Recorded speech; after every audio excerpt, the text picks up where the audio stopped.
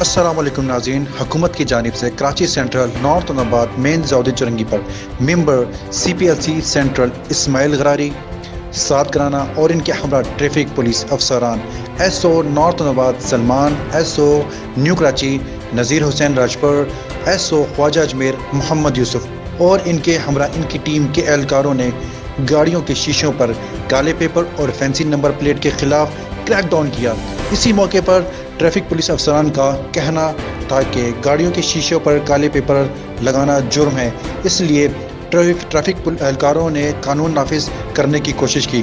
اسی موقع پر ٹریفک اہلکاروں نے معطل گاڑیوں کو روک کر شیشوں سے کالے پیپر ہٹوائے اور معطل گاڑیوں کے چالان کیے۔ اسی دوران معطل گاڑیوں کو روک کر ان کی فینسی نمبر پلیٹ ہٹوا کر تبدیل کروائیں۔